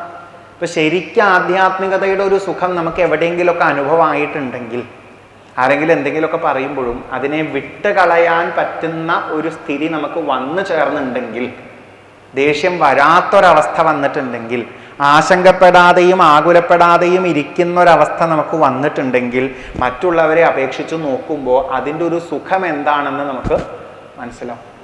ദേഷ്യം വരുന്നതിനേക്കാൾ സുഖമാണ് ദേഷ്യം വരാതിരിക്കുമ്പോൾ. നമുക്കത് മനസ്സിലായിട്ടില്ല. നമ്മൾ വിചാരിക്കണത് എന്താ, ദേഷ്യം വന്നിട്ട് 4 വർത്താനം ഇങ്ങോട്ട് പറഞ്ഞു ഉപ്പയ്ക്ക് സുഖമായി, അതാണ് നമ്മൾ ചിന്തിക്കണം. പക്ഷെ ദേഷ്യം വരാതിരിക്കുമ്പോൾ ഒരു സുഖമുണ്ട് ഇത്രേ. ടെൻഷൻ വന്ന് ടെൻഷൻ മാറുമ്പോൾ മാത്രമല്ല സുഖം, ടെൻഷൻ വരാതിരിക്കുമ്പോഴും സുഖമുണ്ട്. അപ്പം അതറിഞ്ഞാണ്ടല്ലോ പിന്നെ നമുക്ക് വിടാൻ പറ്റില്ല. അതറിയാത്തതുകൊണ്ടാണ് നമുക്ക് ഈ പ്രശ്നം. അപ്പം നമുക്കത് എവിടെയോ പ്രാവർത്തികമാക്കി ശരിക്കും ഉപയോഗിക്കാൻ പറ്റിയിട്ടില്ല. ഒരു തവണ അതിൻ്റെ അനുഭവം വന്നാൽ നമ്മൾ പിന്നെയും അതിൻ്റെ പിന്നാലെ പോകുന്നുള്ളത് ഉറപ്പാണ്. അതല്ലാണ്ട് നമ്മുടെ കയ്യിൽ ഇങ്ങനെ കുറേ അറിവുണ്ട് എന്ന് പറഞ്ഞ് നിൽക്കുമ്പോൾ അത് നേടിയതൊക്കെ വെറും പരിശ്രമം പോലെ ആവുന്നു, പ്രത്യേകിച്ച് ഉപകാരം ഇല്ലാത്തതായി പോണില്ലേ എന്ന് ചോദിക്കുകയാണ്. ശരിക്കും ഭഗവാൻ പൃഥുവിനെ ട്രാപ്പിലാക്കിയതാട്ടോ.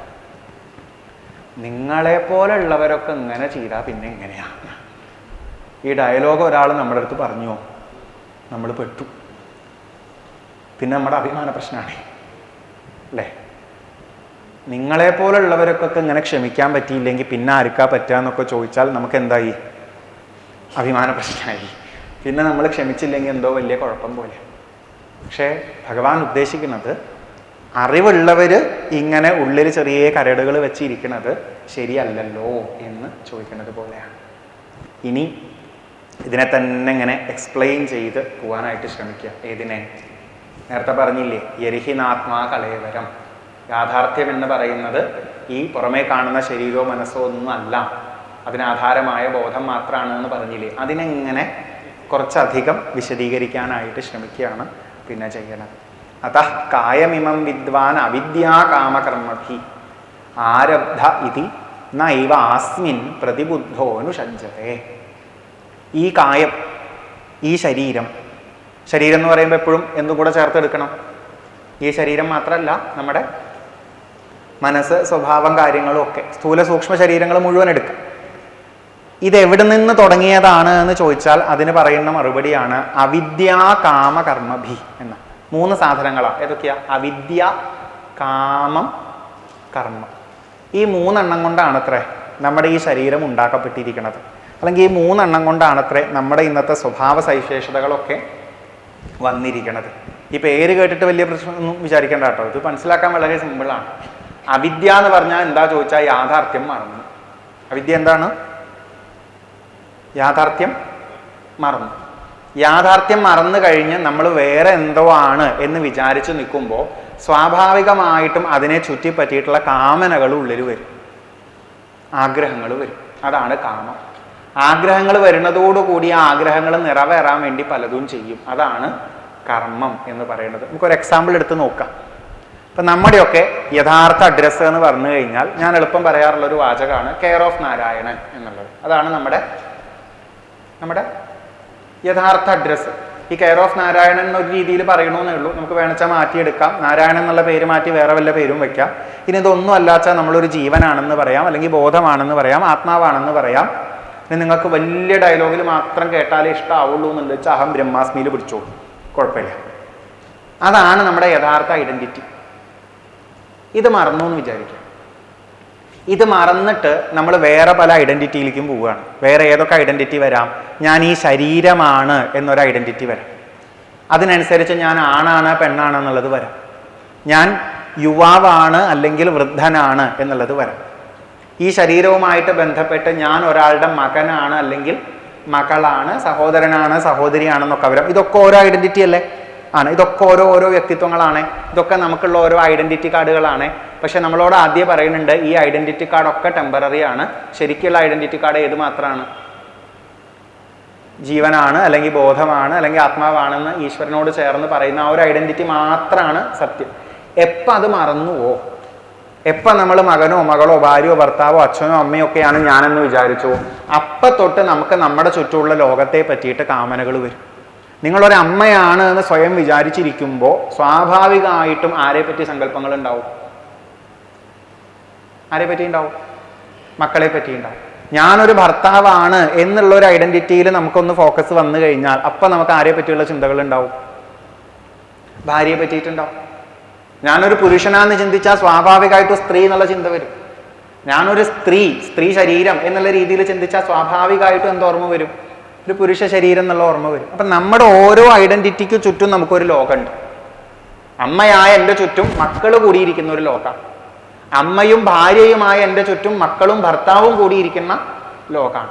അമ്മയും ഭാര്യയും മകളുമായ എൻ്റെ ചുറ്റും മക്കളും ഭർത്താവും എൻ്റെ അച്ഛനമ്മമാരും കൂടിയിരിക്കുന്ന ലോകമാണ്. ഇതുപോലെ ഓരോരുത്തർക്കും വരും.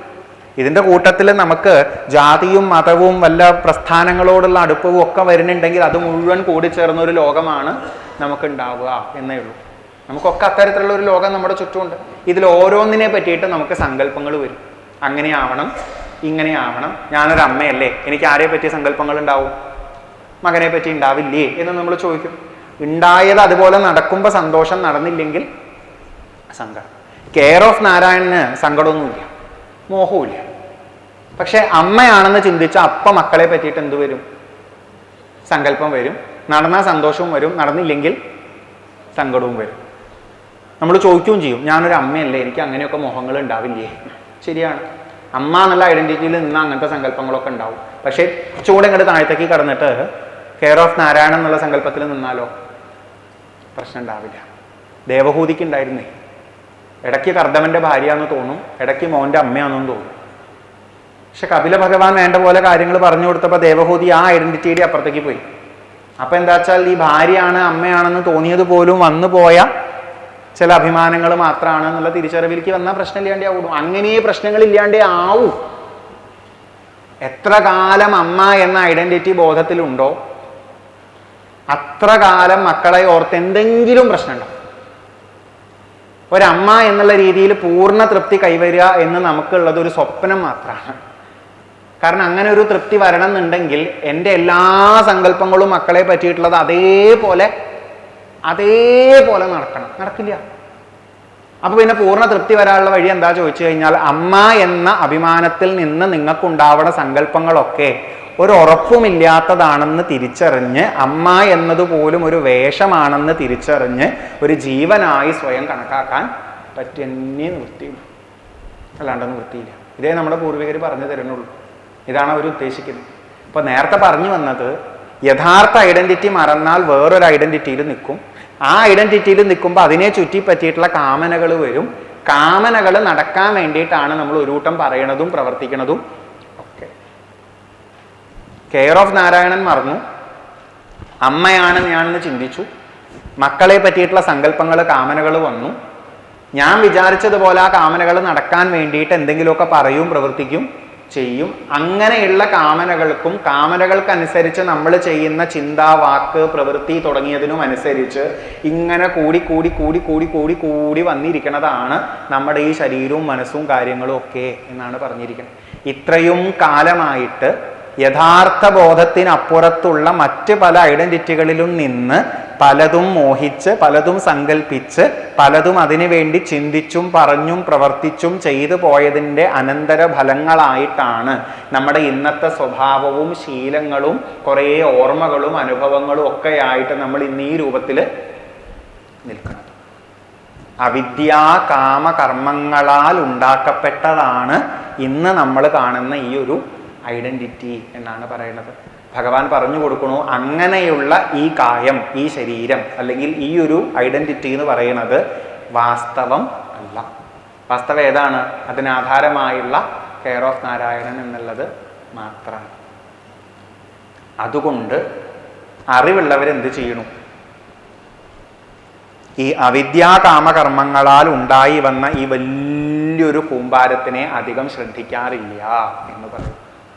നമ്മളിലും ശ്രദ്ധിക്കാതെ ആവണം, ചുറ്റുള്ളവരിലും ഇപ്പം ചുറ്റും ഓരോരുത്തരെ നോക്കുമ്പോഴും ഇതുപോലെ അവരുടെ ഒരു അവിദ്യയിലൂടെ തുടങ്ങി വന്ന കുറേ കാമനകൾക്കനുസരിച്ച് അവർ ചെയ്ത കർമ്മങ്ങൾക്കനുസരിച്ചാണ് ഇന്ന് നമ്മൾ കാണുന്നവരവരായിട്ട് ഇരിക്കുന്നത്. ഇതിൻ്റെ ഒരു വലിയ സീരീസാണ്. ജന്മജന്മാന്തരങ്ങളായിട്ട് നമ്മൾ കടന്നുപോയി ഇങ്ങനത്തെ ഒരു നിലയിൽ എത്തിച്ചേർന്നിരിക്കുന്നു എന്ന് പറയണത്. ഇതാണ് നമ്മുടെ പൂർവികരുടെ ഒരു കാഴ്ചപ്പാട്. ഒരു മറവിയിലൂടെ, ഒരു തെറ്റിദ്ധാരണയിലൂടെ തുടങ്ങിയിട്ട് അവിടെ നിന്ന് ഇങ്ങോട്ട് എന്തൊക്കെയോ ഘട്ടങ്ങളിലൂടെ നമ്മളിപ്പോൾ ഇവിടേക്ക് എത്തിയിരിക്കുന്നു എന്നുള്ളൊരവസ്ഥ. അതുകൊണ്ടല്ലേ ഈ പൂർവികർ പറയണേ എളുപ്പമല്ല തിരിച്ചു പോകാണ്ട്. മാറ്റാൻ തുടങ്ങിയ കുറേ മാറ്റാണ്ട്. എത്ര മാറ്റാണ്ടെന്ന് ആലോചിച്ച് നോക്കൂ. എളുപ്പമല്ല. നമ്മൾ ഒരു സ്വപ്നം കാണാൻ തുടങ്ങിയിട്ട് ഒരു പോയിന്റിൽ വെച്ച് സ്വപ്ന എന്നുള്ളത് മറന്നുപോയി എന്ന് വിചാരിക്കാം. പിന്നെന്താ ഉണ്ടാവുക? സ്വപ്നത്തിലേക്ക് പോണ്ടാട്ടോ, ഉണർന്നിരുന്ന് പറയണേ. ഒരു സ്വപ്നം തുടങ്ങിയിട്ട് ഒരു പോയിന്റിൽ സ്വപ്ന എന്നുള്ളത് മറന്നാൽ പിന്നെന്താ ഉണ്ടാവുക? പിടിച്ചാൽ കിട്ടുമോ? കിട്ടുമോ? എത്ര എപ്പിസോഡ് കടന്നു പോയിണ്ടാവും? എത്രയോ എപ്പിസോഡ് കടന്നു പോകും. അവിടുന്ന് പിന്നെ ഇങ്ങോട്ട് തിരിഞ്ഞാലും അങ്ങോട്ട് തിരിഞ്ഞാലും അറ്റം കാണാത്തൊരു അവസ്ഥയാവും. കുറച്ചും കൂടെ എപ്പിസോഡ് മുന്നോട്ടിട്ടാലാണോ അവസാനിക്കുക, അതോ കുറച്ച് പിന്നോട്ട് പോയാലാണോ അവസാനിക്കുക എന്നറിയാത്തൊരവസ്ഥയാവും. ഒരൊറ്റ വഴിയേ ഉള്ളൂ ആ സ്വപ്നത്തിൽ നിന്ന് പുറത്തു കിടക്കാൻ. എന്താണ്? ഓഫ് ചെയ്യാൻ അല്ലേ? ഓഫ് ചെയ്താലാണ് എന്താ ഉണ്ടാവുക? സ്വപ്നം ഓഫായി സ്വപ്നം കണ്ടുകൊണ്ടിരുന്ന ആളായിട്ട് നമുക്ക് തിരിച്ചെത്താൻ പറ്റും. ഇതാണ് അവസ്ഥ. അപ്പം നമ്മുടെ ഈ ഒരു വലിയ കൂമ്പാരത്തിലാണ് നമ്മൾ നിൽക്കുന്നത്. നമ്മളായിട്ട് എത്രയാ ഉണ്ടാക്കി വെച്ചിരിക്കണേ ചോദിച്ചാൽ അറിയില്ല. അതുകൊണ്ടല്ലേ പൂർവികർ പറയണേ നിങ്ങളുടെ ഓരോ വാക്കും പ്രവൃത്തിയും ഒക്കെ നിങ്ങളെ കൂടുതൽ കൂടുതൽ ഇങ്ങനെ ഷെയ്പ്പ് ചെയ്ത് പോയിക്കൊണ്ടിരിക്കുക. കുറച്ച് നല്ല ഷേപ്പ് ഉണ്ടാക്കിയാൽ പെട്ടെന്ന് ഈ ഷേപ്പിന് ആധാരം എന്താണെന്ന് അന്വേഷിക്കാൻ പറ്റൂത്രേ. അതുകൊണ്ടാണ് കുറച്ച് സാത്വികമായ വാസനകൾ വളർത്തിക്കൊള്ളാൻ പറഞ്ഞിരിക്കുന്നത്. അതല്ലാത്തതാണ് വെച്ചാൽ ഇതൊരു വല്ലാണ്ട കട്ട പിടിച്ച സംഭവമായിട്ടിരിക്കും. അതൊന്നും മറികടക്കാൻ നമുക്ക് പറ്റാണ്ടേ പോകും. അങ്ങോട്ടും ഇങ്ങോട്ടും കൂട്ടിക്കെട്ടിട്ടിരിക്കുകയാണ്. എൻ്റെ ഓരോ അഭിമാനങ്ങൾക്കനുസരിച്ച് ഓരോ സങ്കല്പങ്ങളും അതിൻ്റെ അനുഭവങ്ങളും ഒക്കെ ആയിട്ട് കൂട്ടിച്ചേർത്ത് ഇങ്ങനെ ഇരിക്കുക. നമ്മുടെ ഉള്ളിലേക്കൊക്കെ പോയാൽ നമ്മുടെയൊക്കെ എന്തൊക്കെ തോന്നലുകൾ, എന്തൊക്കെ അനുഭവങ്ങൾ അല്ലേ? ചില ഘട്ടങ്ങളിൽ ഈ കൂട്ടിക്കെട്ട് മൊത്തം പ്രശ്നമാകുമ്പോഴാണ് നമ്മൾ പറയണത് വല്ലാത്ത ഭാരം. നമ്മളായിട്ട് തന്നെ ഉണ്ടാക്കിയതാണ് ആ ഭാരം. നമ്മുടെ ഉള്ളിൽ തന്നെയാണ് ഇതിനെ അങ്ങോട്ടും ഇങ്ങോട്ടും ഒക്കെ നമ്മൾ കൂട്ടി കെട്ടി കൊണ്ടുപോയിട്ട് ഉണ്ടാക്കി വെച്ചിരിക്കണം. ഒന്ന് ആലോചിച്ച് നോക്കൂ. വെറുതെ ഇരുന്നിരുന്നൊരു നൂലാണ്. ആ നൂലിനെ ഇങ്ങനെയൊക്കെ അങ്ങോട്ടും ഇങ്ങോട്ടും കൊണ്ടുപോയി അവസാനം അതൊരു വലിയ കെട്ടായിട്ട് മാറി. അഴിക്കാൻ ക്ഷമയില്ലാത്തതുകൊണ്ട് വലിക്കുമ്പോൾ വീണ്ടും എന്തുണ്ടാവും? എപ്പോഴും പറയാൻ തോന്നാറുള്ളത് ഈ ചെവിട്ടിൽ വെച്ച് നടക്കണ ഇയർഫോൺ എന്ന് പറയുന്ന സാധനം എങ്ങനെയാണ് ആൾക്കാർ ഉപയോഗിക്കണത് എന്നുള്ളതാണ്. ഉപയോഗം കഴിഞ്ഞാൽ ഇങ്ങനെ ഇട്ടു, പിന്നെ ആ ഇട്ടോടത്തുന്നത് അങ്ങോട്ടും ഇങ്ങോട്ടും ഒക്കെ നീങ്ങിക്കഴിഞ്ഞാൽ അവസാനം പിടിച്ച് വലിച്ചാൽ എന്താ ഉണ്ടാവുക? കെട്ടാവും. ഒരു കെട്ട് വരുമ്പോൾ അഴിക്കാൻ ക്ഷമയില്ലാത്തതുകൊണ്ട് തൽക്കാലം കേൾക്കാണ്ടോ നോക്കും. ഉണ്ട് വെച്ചാൽ അങ്ങനെ തന്നെ വെക്കും. അടുത്ത തവണ ഒന്നും കൂടെ മടക്കിയിടും. കുറേ കഴിയുമ്പോൾ പിന്നെ കെട്ടഴിക്കാൻ പറ്റാണ്ട് നല്ല ക്ഷമ വേണം. ക്ഷമ ഇല്ലാണ്ട് ആയിക്കഴിഞ്ഞാൽ വലിക്കണത് മുഴുവൻ എന്ത് ചെയ്യുള്ളൂ? കെട്ടിനെ. മനുഷ്യരല്ലേ, കെട്ടഴിക്കാൻ ബുദ്ധിമുട്ടും കെട്ട് വരാതിരുത്താനൊട്ട് അവസരമില്ല എന്നും കൂടെ മനസ്സിലായപ്പോൾ അവരെന്ത് ചെയ്തു? നീളം കുറച്ചു. ഇപ്പം കണ്ടില്ലേ? ഇപ്പം വെറുതെ എങ്ങനെ ഇവിടെ വെച്ചാൽ മതി. കാരണം നമ്മളാച്ചാൽ കെട്ടിടുന്ന ഉറപ്പാണ്. അല്ലാണ്ട് നേരെയാവില്ല എന്നുള്ളത് ഉറപ്പായതുകൊണ്ട് നമ്മൾ ടെക്നോളജി ഉപയോഗിച്ച് അങ്ങനെ അല്ലാത്തൊരു സാധനം കണ്ടെത്തി എന്ന് മാത്രമേ ഉള്ളൂ. അതാണ് വിഷയം. അപ്പം നമുക്ക് ഒരൊറ്റ പോയിന്റിൽ അവിദ്യയുടെ വഴിക്ക് അങ്ങോട്ട് കടന്നാൽ പിന്നെ കാമനകളും കർമ്മങ്ങളും ആയിപ്പോയി ഉണ്ടാക്കി വെക്കുന്ന ഈ ഒരു വലിയ ഭാരം മറികടക്കാൻ എളുപ്പമല്ല. പക്ഷെ അറിവുള്ളവർ അതിങ്ങനെ ഉണ്ടാക്കി വെച്ചൊരു വലിയ ഭാരമാണെന്നും ഇതിനാധാരമായി നിൽക്കുന്ന സ്വരൂപം വേറെയാണെന്നും എപ്പോഴും ഓർമ്മിക്കും. ഇതിനെപ്പറ്റി അവർ കാര്യമാക്കില്ല. അപ്പോഴും പൃഥു പറയാൻ ഉദ്ദേശിക്കുന്നത് എന്താ? ഈ ദേവേന്ദ്രൻ എന്ന ഒരു വ്യക്തി അങ്ങയുടെ മുന്നിൽ നിൽക്കുന്നുണ്ടല്ലോ, ആ ദേവേന്ദ്രൻ്റെ ചില സ്വഭാവങ്ങളും കാര്യങ്ങളും ഒക്കെ ഉണ്ടല്ലോ, അത് ഇതുപോലൊരു അവിദ്യാ കാമ കർമ്മ കൂമ്പാരമാണ്. അറിവുള്ളവർ അതിനെ നോക്കാറില്ല. അതിനാധാരമായൊരു ബോധത്തെ മാത്രമേ നോക്കാറുള്ളൂ എന്ന് പറഞ്ഞു വയ്ക്കുന്നു. അതഃ കായമിമം വിദ്വാൻ അവിദ്യാകാമകർമ്മഭി ആരബ്ധ ഇതി നൈവ അസ്മിൻ പ്രതിബുദ്ധ അനുഷജ്യത്തെ. വിദ്വാനായ, പ്രതിബുദ്ധനായ, അറിവുള്ള, സത്യത്തെ അറിഞ്ഞ, സ്വപ്നത്തിൽ നിന്ന് ഉണർന്ന ഒരു വ്യക്തി അവിദ്യാകാമകർമ്മങ്ങളാൽ ആരബ്ധമായതാണ് ഈ ഒരു കായം അല്ലെങ്കിൽ ഈ ഒരു ശരീരം, ഇപ്പോഴത്തെ ഒരു വ്യക്തിത്വം എന്ന് തിരിച്ചറിഞ്ഞ് ന അനുഷജ്യത്തെ അസ്മിൻ, അതിലധികം ഒട്ടിപ്പിടിക്കാറില്ല, അതിലേക്ക് അധികം ശ്രദ്ധിക്കാറില്ല എന്ന് പറയുന്നു. അസംസക്ത ശരീരേസ്മിന്നമുനോൽപാദിതേ ഗൃഹേ അപത്യേ ദ്രവിണേ വാപി കഃ കുര്യാൻ മമതാം ബുധ.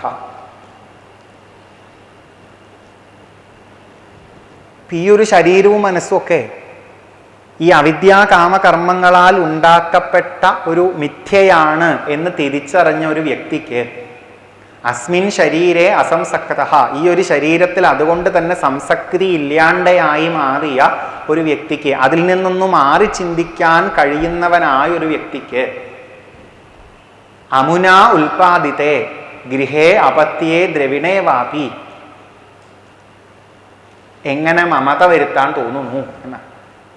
ഈ ശരീരം, ഈ ഒരു ഐഡന്റിറ്റി തന്നെ ഒരു ഫോൾസ് ഐഡന്റിറ്റിയാണ്, ഒരു മിഥ്യയാണെന്ന് തിരിച്ചറിഞ്ഞാൽ ആ ഐഡന്റിറ്റിയിൽ നിന്നുകൊണ്ട് ഉണ്ടാക്കിയെടുത്ത ഒരു കുടുംബം അല്ലെങ്കിൽ ഒരു ഗൃഹം എന്ന് പറയുന്നതും അതേപോലെ ദ്രവിണം, സമ്പത്ത് എന്ന് പറയുന്നതും മറ്റ് ബന്ധങ്ങളും ഒക്കെ എങ്ങനെയാണ് സത്യമായിട്ട് കാണാൻ പറ്റുക എന്നാണ് ചോദിക്കുന്നത്.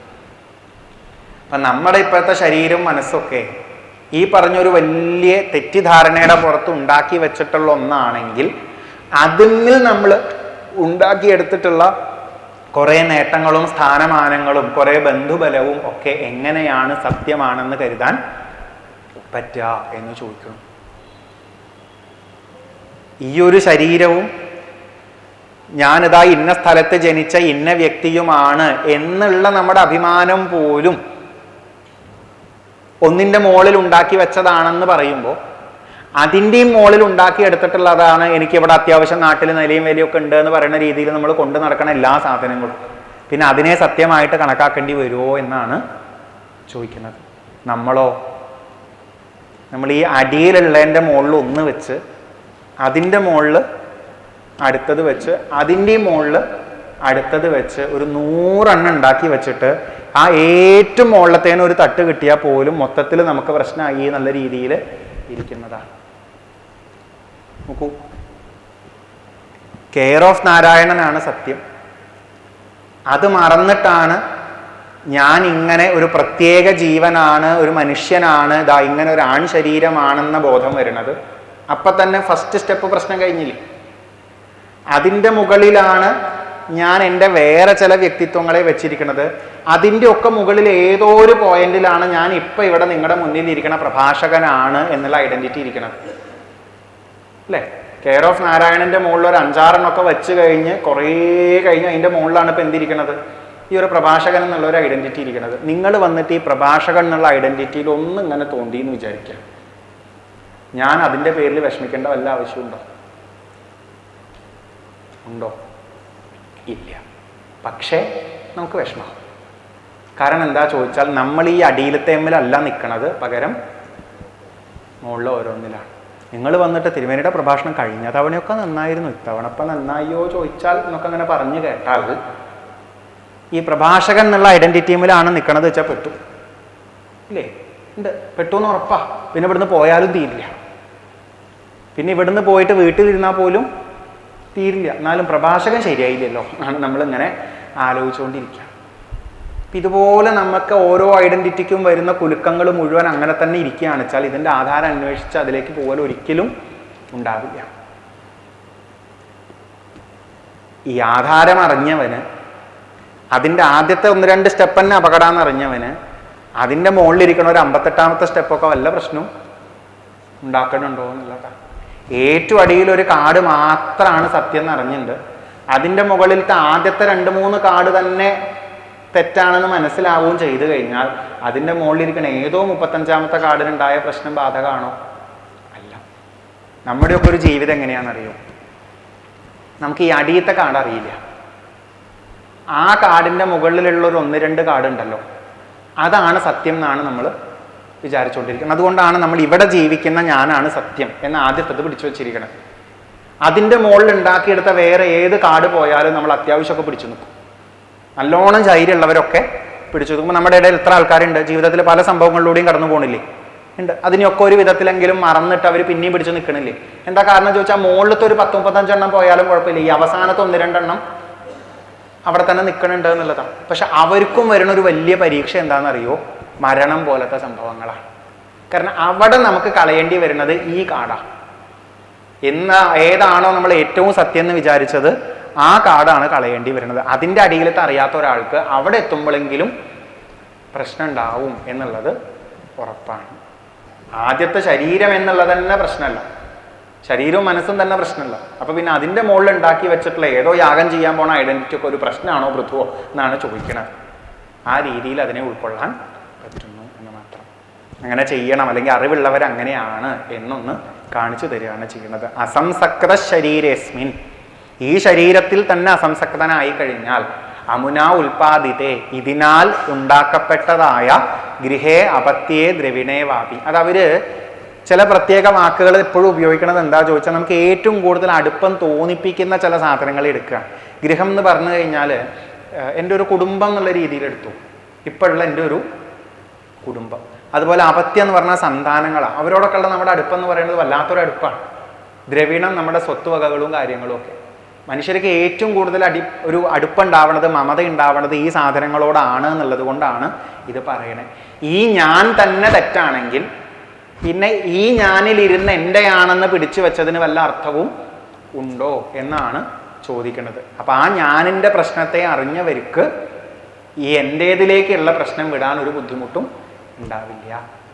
ഇതൊക്കെ പറയുമ്പോൾ തോന്നണില്ലേ ഈ നമ്മൾ തന്നെ സത്യമല്ല എന്നൊക്കെ പറയണത് എന്ത് ഭാഗവതാണിത് എന്നുള്ളത്? ആൾക്കാർക്ക് തിരിച്ച് ചോദിക്കാനുള്ളൊരു വലിയ ചോദ്യം അതാണ്. പക്ഷെ നമ്മളെപ്പോഴും അതിനെ മനസ്സിലാക്കേണ്ടത് എന്താണെന്നറിയോ? ഈ സത്യം അല്ലെങ്കിൽ യാഥാർത്ഥ്യം എന്ന് നമ്മുടെ പൂർവികർ പറയണത് മാറ്റമില്ലാതെ എല്ലാ കാലത്തും നിലനിൽക്കുന്നു എന്നുള്ള അർത്ഥത്തിലാണ്. അവരുടെ ഒരു സങ്കല്പം അനുസരിച്ച് മാറ്റമില്ലാതെ എല്ലാ കാലത്തും നിലനിൽക്കുന്നതിൽ മാത്രമേ മാറ്റമില്ലാത്ത ഒരു ആനന്ദവും ഉണ്ടാവൂ. ബാക്കിയുള്ളതിലൊക്കെ സുഖവും സങ്കടവും ഒക്കെ ഇങ്ങനെ മാറി മറിഞ്ഞ് വന്നുകൊണ്ടിരിക്കും. ആ സങ്കല്പത്തിൽ അവർ സംസാരിക്കണം. അപ്പം നമ്മളൊന്ന് ആലോചിച്ച് നോക്കൂ, നമ്മുടെ എന്നുള്ള ഐഡന്റിറ്റി ഏതാണ് എന്നുള്ളത്. അപ്പം ഇതെല്ലാം മാറണതല്ലേ, ഓരോ നിമിഷവും മാറിക്കൊണ്ടിരിക്കണതല്ലേ. മാറാത്തതൊന്നുണ്ട് എന്ന് നമ്മുടെ പൂർവികർ പറഞ്ഞു തരിക ചെയ്യണം. ഇതിന് തന്നെ കുറേ അഭിപ്രായ വ്യത്യാസങ്ങൾ ഉണ്ട് കേട്ടോ. ഇതൊക്കെ നമ്മുടെ പൂർവികരിൽ ഒരു വിഭാഗം മാത്രം പറഞ്ഞു തന്നിട്ടുള്ള ആശയങ്ങളാണ്. നമ്മുടെ പൂർവികരിൽ ഭാരതീയ കാഴ്ചപ്പാടുകൾ നോക്കുകയാണെന്ന് വെച്ചാൽ ഇങ്ങനെയൊന്നും അല്ലാണ്ട് നിങ്ങൾ എപ്പോഴും മാറിക്കൊണ്ടിരിക്കുന്ന ആളാണ്, നിങ്ങൾക്ക് കൃത്യമായിട്ടൊരു ഐഡന്റിറ്റി പെർമനന്റ് ആയിട്ട് ഇല്ല എന്ന് വാദിച്ച് നടന്ന ആൾക്കാരുണ്ട്. അല്ലെങ്കിൽ ഈ ശരീരം തന്നെയാണ് നിങ്ങൾ, ഇതിൻ്റെ അപ്പുറം നിങ്ങൾക്ക് വേറൊരു എക്സിസ്റ്റൻസും ഇല്ല എന്ന് പറഞ്ഞ് നടന്ന ആൾക്കാരുണ്ട്. പക്ഷെ അവരുടെ ഒക്കെ വാദങ്ങളെ പല രീതിയിലും ഖണ്ഡിച്ചിട്ടൊക്കെയാണ് ഏറ്റവും പ്രബലമായിട്ട് ഇങ്ങനെ ഒന്ന് നിലനിന്ന് വന്നിട്ടുള്ളത്. അതിനെയാണ് നമ്മൾ അധികവും അദ്വൈത വേദാന്തത്തിൻ്റെ രീതിയിൽ കണ്ടുവരുന്നത്. അവിടെ പറയണതാണ് ഈ ശരീരവും മനസ്സും ഒക്കെ മാറി മറയണതാണ്, മാറാതെ നിൽക്കുന്ന ഒരു ആത്മഭാവം ഇതിനാധാരമായിട്ട് ഉണ്ട് എന്നുള്ളത്. ആ ആത്മഭാവത്തിൽ വന്നു പോകുന്ന ചില അവസ്ഥകൾ പോലെ മാത്രമാണ് ഈ ശരീരവും മനസ്സും ചിന്തകളും കാര്യങ്ങളും ഒക്കെ. യഥാർത്ഥ ബോധത്തിനെ ഇത് ബാധിക്കില്ല എന്ന് പറയുന്നത്. പണ്ടുള്ളവരിൽ അങ്ങനെ ഒരു യഥാർത്ഥ ബോധം വേറെ ഇല്ല എന്ന് പറഞ്ഞവരുണ്ട്. അതായത് ഈ ചിന്തകളും വികാരങ്ങളൊന്നും ഇല്ലാത്തൊരവസ്ഥയൊന്നും നമുക്ക് ഒരിക്കലും വരാൻ പോണില്ല എന്ന് പറഞ്ഞവരുണ്ട്. ഇന്നും നമ്മൾ പറയണില്ലേ മനുഷ്യന് ദേഷ്യവും സങ്കടമൊക്കെ സഹജമായിട്ട് തന്നെ ഉണ്ടാവും എന്നല്ലേ പറയാറുള്ളത്. അല്ലാണ്ട് ഇപ്പൊ ഈ ഭാഗവതം പറയുന്നത് പോലെ ദേഷ്യവും സങ്കടവും വരാത്തൊരു നമ്മളുണ്ട് എന്ന് ആരെങ്കിലും പറയും? ഇല്ല. അപ്പൊ അതൊരു വലിയ ചോദ്യമായിരുന്നു. അതിനെപ്പറ്റി ധാരാളം ചർച്ചകൾ പണ്ട് കാലത്തെ നടന്നിട്ടുണ്ട്. വേറെ ചിലർ പറഞ്ഞത് എന്താ വെച്ചാൽ ഇന്നത്തെ ചിന്ത മാറി നാളത്തെ ചിന്തയാവും, നാളെ ചിന്ത മാറിയിട്ട് മറ്റന്നാൾ അങ്ങനെയാവും. ഇങ്ങനെ മൊത്തത്തിൽ മാറി പറഞ്ഞു പോണവർ നിങ്ങളാണ്, നിങ്ങൾക്ക് എവിടെയും യഥാർത്ഥമായിട്ടൊരു അഡ്രസ്സ് ഇല്ല എന്ന് പറഞ്ഞു നടന്നവരുണ്ട്. വ്യത്യസ്തമായിട്ടുള്ള കാഴ്ചപ്പാടുകൾ പണ്ടും ഉണ്ടായിരുന്നു. ഞാൻ എന്ത് എന്നുള്ള ചോദ്യത്തിന് പല കാഴ്ചപ്പാടുകളും ഉണ്ടായിരുന്നു. ഭാരതത്തിൽ മാത്രമല്ല പുറത്തും പല ഫലങ്ങളിലും ഇതേ രീതിയിലുള്ള കാഴ്ചപ്പാടുകൾ ഉണ്ടായിരുന്നു. പക്ഷെ നമ്മുടെ പൂർവികരിലെ ഒരു വിഭാഗം ഏറ്റവും പ്രബലമായിട്ട് നമുക്ക് കാണിച്ചു തന്ന അദ്വൈത വേദാന്തത്തിൻ്റെ രീതിയിൽ നോക്കുമ്പോൾ ഇങ്ങനെയാണ്. ഈ ശരീരം മനസ്സ് എന്നൊക്കെ തുടങ്ങിയത് പോലും വന്നു പോകുന്ന ഒന്നാണ്. അതിനാധാരമായി നിൽക്കുന്ന ഒരു സ്വസ്ഥമായ ബോധം ഉണ്ട്, അത് മാത്രമാണ് സത്യം എന്ന് പറഞ്ഞു തരുന്നു. അന്വേഷിക്കണവർക്ക് അറിയാം എന്ന അനുഭവത്തോടു കൂടി അറിഞ്ഞുകൊണ്ടാണ് പലരും നമ്മുടെ അടുത്ത് അതിനെ പറഞ്ഞു തന്നിരിക്കുന്നത്. ഇനി അതെന്താണ്, എങ്ങനെയാണ് ഈ പുറമേ കാണുന്ന ശരീരം, മനസ്സ് തുടങ്ങിയ സാധനങ്ങളെയും ഇതിനാധാരമായി നിൽക്കുന്ന ഒരു ബോധത്തെയും നമ്മുടെ പൂർവികർ വേർതിരിച്ച് കണ്ടത് എന്ന് വ്യക്തമായിട്ട് കാണിച്ചു തരുന്നുണ്ട്. അതാണ് ഏകശുദ്ധ സ്വയം ജ്യോതിർ നിർഗുണോസൗ ഗുണാശ്രയ സർവഗോനാവൃത സാക്ഷി നിരാത്മാ ആത്മാ ആത്മനഃ പര.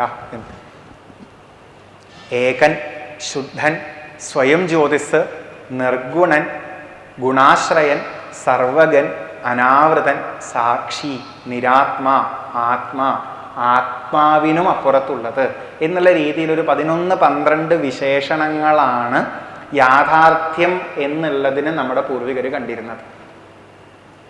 ഈ പറയുന്ന ഘടകങ്ങളൊക്കെ വെച്ച് കാണുന്നതാണ് യാഥാർത്ഥ്യം.